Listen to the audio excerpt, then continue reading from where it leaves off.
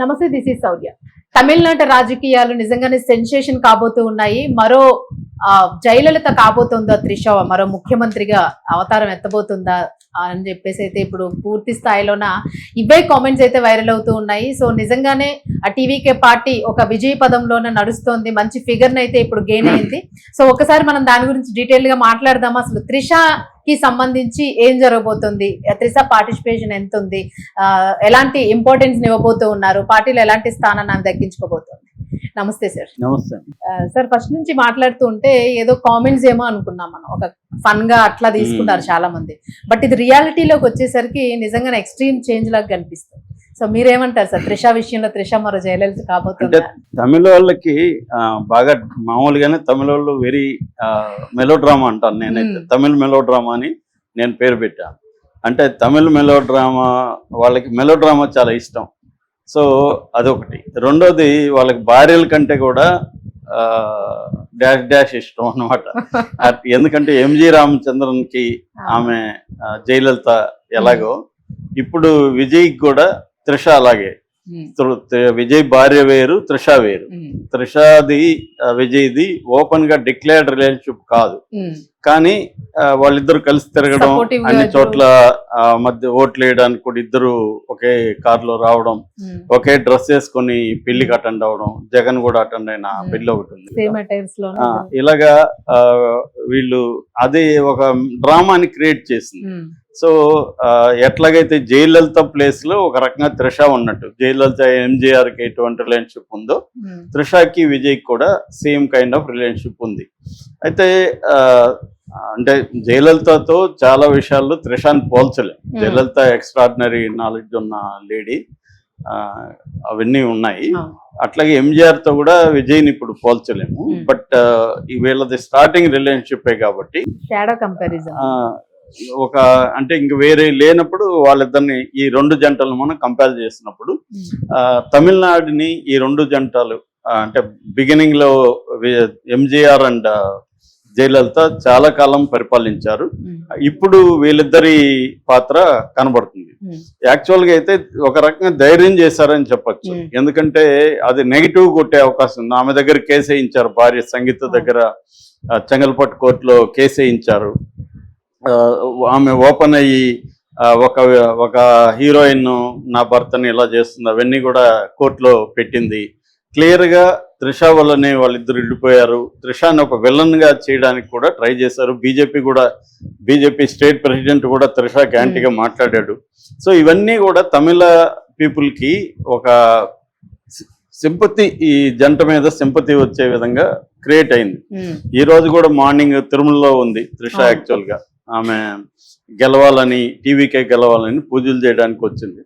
So క్లియర్గా అంటే త్రిష కూడా ఆమెకి ఒక అంటే రాజకీయాల్లో ఆమె పరిస్థితి ఏందో మనకి ఇప్పటివరకు తెలియదు. ఎందుకంటే బహిరంగంగా వచ్చి ఆమె ఎక్కడ మాట్లాడలేదు. కానీ ఆమె స్టేట్మెంట్లు ఈ మధ్యకాలం చూస్తే, నేను మొన్న కూడా సూర్యతో సినిమా విషయంలో కూడా గట్టిగానే ఆమె నాకు ఇన్విటేషన్ రాలేదు అని ఓపెన్ గానే మాట్లాడింది. ఎందుకంటే ఆడియో రిలీజ్కి రాలేదని ఆమె మీద విమర్శలు వచ్చినప్పుడు నాకు అసలు ఎవడు ఇన్వైట్ చేయలేదని సూర్యకాంతిగా కూడా గట్టిగా మాట్లాడగలిగింది. సో ఒక ధైర్యం అయితే గట్టిగా ఉంది. రెండోది ఎక్స్పీరియన్స్ ఉంది, నాలెడ్జ్ ఉంది. కింద ఒక జూనియర్ ఆర్టిస్ట్ గా నుంచి వచ్చింది ఆమె. మామూలుగా డ్యాన్స్ లో ఎక్కడో నిలబడతారు కదా, అలాగా ఉండి హీరోయిన్ అయింది. సో హీరోయిన్ కూడా సుదీర్ఘ కాలం కంటిన్యూ అవుతుంది. అందరిలో సీనియర్. రెండోది ఎప్పటి నుంచో కూడా ఇంతకాలం నిలబడడం కూడా కష్టమే, పెద్దోళ్ళే వెళ్ళిపోయారు. సో ఇవన్నీ ఉన్నాయి. రెండోది విజయ్కి స్ట్రాంగ్ గా నిలబడింది. ఎందుకంటే విజయ్కి అనేక క్రైసిస్ ఎదుర్కొన్నాడు. విజయ్ తన సభలకి పోయినప్పుడు అక్కడ 42 మంది పైన చనిపోవడం కానీ, అది కూడా పెద్ద షాక్ విజయ్కి. నిజానికి అది దాంతో విజయ్ కెరీర్ అయిపోయిందని కూడా అనుకున్నారు అందరూ. దాని తర్వాత విజయ్ సినిమా రిలీజ్ కాకుండా ఆపడం కానీ, దాని తర్వాత వీళ్ళిద్దరి విషయాన్ని బయటికి తీయడం కానీ. ఇంకోటి ఏంటంటే విజయ్ పార్టీ టీవీకేలో తమిళ వెట్రి కక్షి పార్టీలో కలగం, ఈ పార్టీలో సీనియర్స్ కానీ ఎక్స్పీరియన్స్డ్ వాళ్ళు కూడా ఎవరు లేరు. సో అందువల్ల కూడా అసలు టీవీకే వస్తుందని ఒకే ఒక సర్వే తప్ప, మై యాక్సెస్ ఇండియా తప్ప ఇంకా ఏ ఎగ్జిట్ పోల్ కూడా విజయ్కి ఇన్ని సీట్లు వస్తాయని. ఎందుకంటే ఇప్పుడు మన పరిస్థితి చూస్తే విజయ్కి దాదాపు అరౌండ్ 100కి అటు ఇటుగా ఒకటి తక్కువ ఒకటి ఎక్కువ వచ్చే విధంగా ఉన్నాయి. కాకపోతే మ్యాజిక్ ఫిగర్ విజయ్కి వచ్చే అవకాశం అయితే లేదు. ఎందుకంటే 118 రావాలి, చెప్పలేము. అది కూడా ఏమన్నా వచ్చేస్తే చెప్పలేం, కానీ వచ్చే అవకాశాలు అయితే ఆల్మోస్ట్ లేవు. సో అట్లాంటప్పుడు ఏంటంటే ఎవరినో ఒకరిని లాక్కోవాలి, ఎమ్మెల్యేలన్నా లాక్కోవాలి, లేదా ఏఐడిఎంకేతో పొత్తన్నా పెట్టుకోవాలి. ఏఐడిఎంకే అప్పుడు మైనార్ పార్టీ అయిపోతుంది. సో మైనార్ పార్టీ అయినప్పుడు వాళ్ళకి ఒక డిప్యూటీ సీఎం పవన్ కళ్యాణ్కి ఇచ్చినట్టుగా డిప్యూటీ సీఎం ఏదైనా ఇచ్చే అవకాశం ఉంది. విజయ్ అయితే సీఎం అనేది తేలిపోయింది క్లియర్గా. సో ఇప్పుడు ఈమె రోల్ ఏంటి, ఈమె సీఎం అవుతుందని కూడా కొంతమంది అంటున్నారు. ఎందుకంటే ఉమెన్ సీఎం అని పెడితే విజయ్ నేను రాజకీయాల్లో నేను సీఎం కావాలనుకొని రాలేదు, ప్రజల కోసం వచ్చానని చెప్పుకోవడానికి ఈమెను పెడతాడా, కానీ ఈమెను పెడితే ప్రజలు ఒప్పుకోరు. ఎందుకంటే విజయ్ని చూసేసారు తప్ప ఈమెను చూసే కాదు. కాబట్టి నాకు తెలిసి ఈమె ఒక రకమైన పవర్ సెంటర్గా మారే అవకాశం ఉంది. ఆల్రెడీ వాళ్ళ ఇంటికి చాలా మంది రాజకీయ నాయకులు ఇది కడుతున్నారు, క్యూ కడుతున్నారు అనే వార్తలు కూడా తమిళనాడు మీడియాలో వచ్చాయి. సో అలాగా ఈమె రేపు పొద్దున పార్టీలో రోల్ ఏంటి, ఫస్ట్ అసలు ఆమె పార్టీలో జాయిన్ అవ్వాలి, పార్టీలో పొజిషన్ ఏదైనా తీసుకోవాలి, దాని తర్వాత ఆమె గవర్నమెంట్ లో ఉంటుందా లేదా. నాకు తెలిసి అయితే ఆమె ఇప్పటికిప్పుడే జయలలిత అని అనలేము, కానీ స్టార్టింగ్ పాయింట్ గా చెప్పుకోవచ్చు.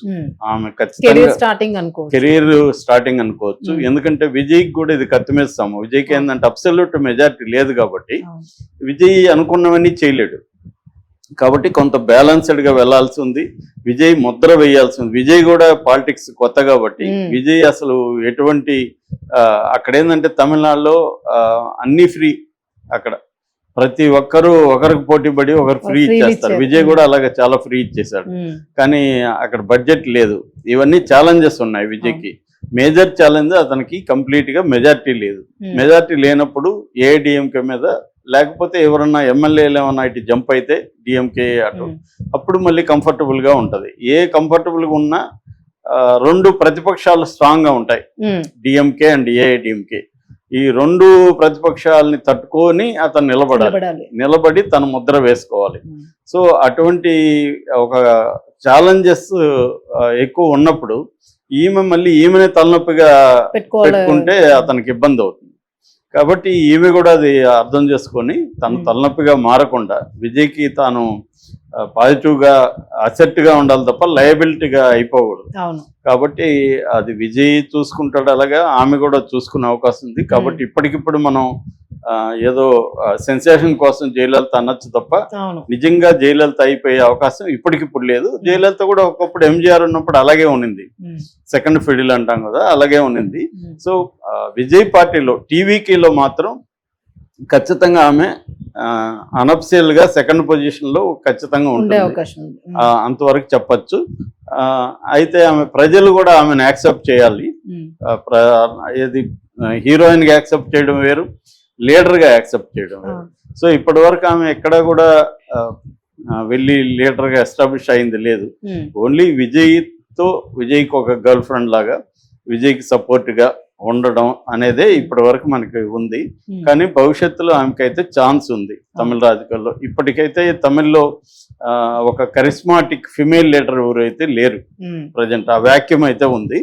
సో జయలలిత పొజిషన్ ఖచ్చితంగా ఆమెకి ఛాన్స్ ఉంది, but it takes time.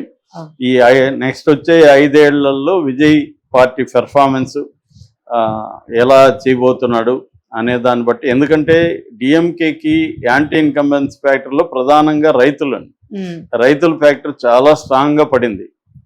Next వచ్చి యూత్, విమెన్, ఈ 3 వర్గాలు బలంగా విజయ్కి సపోర్ట్ చేశాయి. ఇప్పుడు ఈ 3 వర్గాలకి ఎటువంటి భరోసా కల్పించాలి, ఎటువంటి బెనిఫిట్స్ ఇవ్వాలి, ఇది విజయ్కి పెద్ద ఇది ఉంది. రెండోది ఏంటంటే సెంట్రల్ లో బీజేపీని ఎదుర్కోవాలి. ఇక్కడ కానీ ఏఐడిఎం తో కలిస్తే కొంతవరకు విజయ్కి బెనిఫిట్ ప్లస్ అవుతుంది. కానీ ప్లస్ అంటే ఎప్పుడు కూడా బీజేపీతో కత్తి మీద సామే. అవును. తన మిత్రపక్షాలను కూడా అది చీల్చిన ఎంతవరకు ఉండాలో అంతవరకే సందర్భాలు వెళ్తుంది. మనం మహారాష్ట్ర లాంటి స్టేట్ లో చూసాం. అవును. అందువల్ల అంత ఈజీ నల్లేరు మీద నడకంటారు కదా, అంత ఈజీ అయితే కాదు విజయ్కి త్రిషాకి. ఖచ్చితంగా it is challenging, but it's a great thing. First attempt లోనే విజయ్ సీఎం కావడం, అవును. అది కూడా పార్టీ పెట్టి కూడా ఎన్నో సంవత్సరాలు కూడా కాలేదు. సో పెద్ద కష్టపడినట్టుగా కూడా ఎక్కడ కనబడలేదు. కనిపించలేదు, మన నిజంగానే. రామారావు లాగా నైట్ అండ్ డే తిరిగి పెద్ద ఎత్తున కష్టపడినట్టుగా కూడా విజయ్ అవును, ఎక్కడ అవును. కనబడలేదు. అలాంటిది సునాయాసంగా విజయ్కి ప్లేట్ లో పెట్టి ఇచ్చినట్టుగా అయింది ఇప్పుడు. అవును. సో దీన్ని జాగ్రత్తగా కాపాడుకోకపోతే ఆమెని తన వ్యక్తిగత ఇష్టాలకు అనుగుణంగా ఆమెను కానీ తీసుకొని వచ్చి పెడితే అదే మైనస్ అయిపోయే అవకాశం కూడా విజయ్కి ఉంది. ఆ బ్యాలెన్స్ చేసుకుంటూ వెళ్ళాల్సిన అవసరం విజయ్కి ఉంది. సో ప్రచారాల్లో కూడా ఎక్కడ త్రిష లేదు. పార్టిసిపేషన్ లేదు. అదే త్రిష ఏంటంటే ఇప్పుడు ముందు విడాకు లేకుండా వీళ్ళిద్దరు కలిసి ఓపెన్ గా డిక్లేర్ చేసే పరిస్థితి లేదు. విడాకులు ఇంకా మంజూరు కాలేదు కాబట్టి ఆ యాంగిల్లో లేదు. రెండోది పార్టీలో ఆమె యాక్టివ్ రోల్ అంటే ఇప్పుడే మళ్ళీ ప్రాబ్లమ్స్ వస్తాయని త్రిష సైలెంట్ గా ఉంది. కానీ పవర్ తప్పదు ఎవరైనా. సో ఇప్పుడు ఇంకా తెలివిగా నడుచుకోవాల్సిన అవసరం ఇప్పుడు ఉంది. పవర్ వచ్చినాకనే ఎవరైనా కూడా కరప్ట్ అయిపోయేది. సో పవర్ రాకముందు కరప్షన్ అవ్వడానికి తక్కువ ఛాన్స్ ఉంటుంది. పవర్ వచ్చినాకనే మనకి బయటకు వస్తుంది. సో అందుకని ఇప్పుడు త్రిష రోల్ వెరీ ఇంపార్టెంట్. జాగ్రత్తగా ఆమె పాజిటివ్ రోలు, హెల్ప్ చేసే రోలే ఉండాలి తప్ప తనేమన్నా పవర్ సెంటర్ గా మారితే మాత్రం అది అసలుకే మోసం వస్తుంది. Thank you sir.